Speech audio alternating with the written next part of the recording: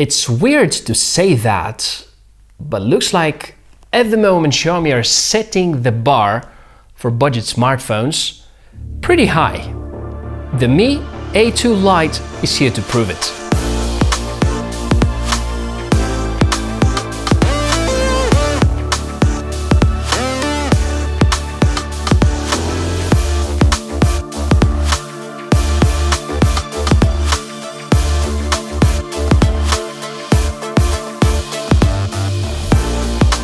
This phone actually has two different names depending on the region where you buy it from. A2 Lite as a global edition, and in China or India you can buy it as the Redmi 6 Pro. Hardware is identical. The main difference is the operating system. Apparently the international version is part of the Android One program, which means rather pure stock Android with all the features that you know from Google Pixel phones, and of course the snappiness as it is on vanilla Androids. The Redmi 6 Pro, which again, hardware is the same, it runs on the Xiaomi cooked Android flavor called MIUI or MIUI Vanilla, whatever. It's slightly different, has a bit more features, but on mid-range devices could be a bit laggy. Runs perfectly fine on flagships though. While reviewing this body and going through the details, I'd like to point to the top 5 strengths of this model. We're starting with the hardware. The phone arrives in one of those common phone boxes, but I so much like the fact it is being shipped with a silicone case to protect this brilliant blue color. Speaking of colors, could also be gold or black, and in China only there are red and rose gold versions. What is on the inside is well known from the ultra popular Mi A1, the mid-range Snapdragon 625, 3 or 4 GB of RAM and 32 or 64 GB of ROM, with a dedicated microsd slot for up to additional 256 GB. At least in terms of storage, you're never gonna be complaining. If we run various benchmarks, performance won't seem to be remarkable. It is as fast as the Mi A1, which means all the latest games will run fine, any kind of videos, multimedia. Overall, you're going to be enjoying smooth user experience. Now, turning it around, the front display is actually LCD. Colors are not as vivid as on AMOLED flagship displays, but with the 19:9 ratio and 1080p resolution, you see enough details to be satisfied. Some people prefer more saturated colors, but if you like seeing objects in colors closer to the reality, this display is perfect. The best news, in case you break it, replacement screen costs about $30. Since we already summed up the hardware, let's go ahead and discuss two of the topics that usually bring a lot of passionate discussions. So the second main feature here is the camera. And no, it is not a flagship grade camera. It is in fact a dual cam setup. The primary sensor is Sony IMX486 Exmor, 12 megapixels, an aperture f/2.2, which Xiaomi are using for many of their other smartphones, and that gives us the confidence that post-processing has already been optimized. In the world of smartphone cameras, software processing has huge significance. You're going to like the photos you take, especially in daylight. Night photography will be tricky, probably won't give you too many reasons to be happy, especially if you're in motion. The level of detail is good, colors are mostly accurate, the HDR mode adds additional improvement to the image, and there is a way to create bokeh effect. This could impress you or other friends that never used a high-grade camera, but this software blurring is not yet as good as real lens cause defocusing. You can also shoot video with 1080p resolution with gyro-based electronic image stabilization. It is surprising how good the stabilization actually is. Crops part of the viewing angle, but I'll have to give up on that in favor of non-shaky footage. Besides Full HD, you can record in 720p.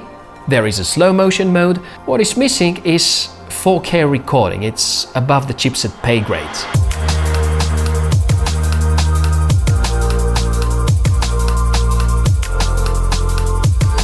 front camera is 5 megapixels, and for taking selfie pictures, it should be good enough. Or maybe not, you can tell me using the comment section below.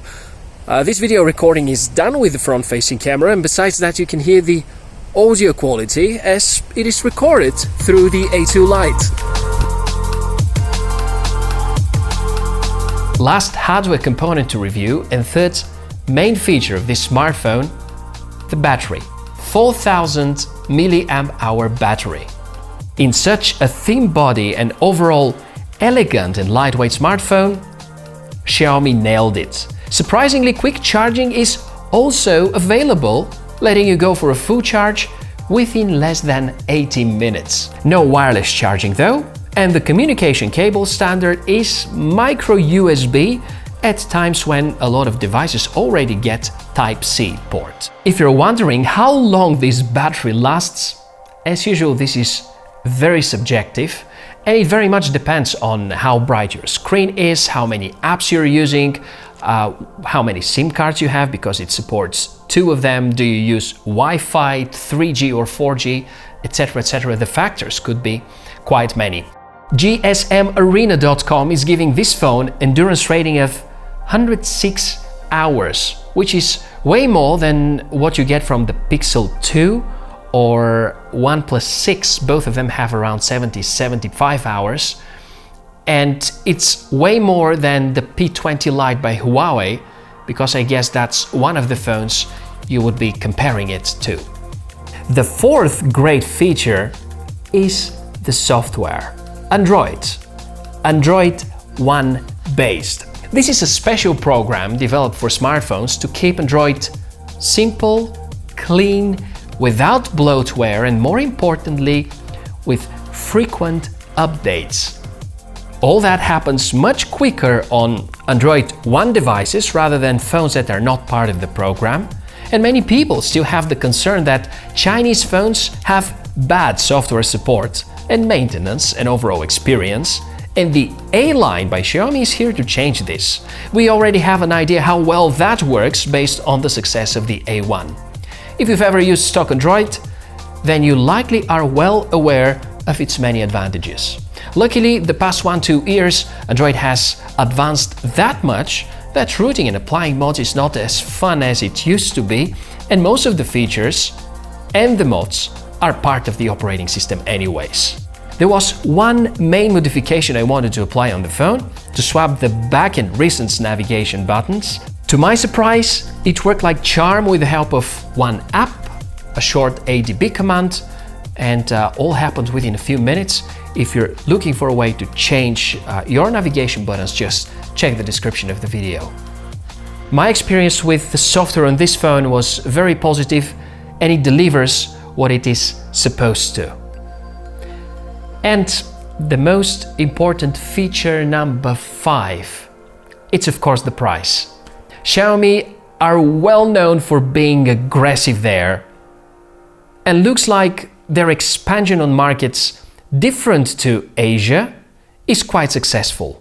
We've seen huge growth in Europe in the last months, and the brand already has contracts with many network providers to sell their phones, and depending on the hardware combo, 3 gigs of RAM and 32 gigs storage will cost you $170, and you gotta pay 20 to 30 more to get 4 gigs of RAM with 64 gigs of ROM, or just spend these 20 gigs on a good, decent microsd card. By the end of each video, I'm used to pointing to drawbacks of the products I review. For the A2 Lite, I couldn't find anything significant that I can call bad.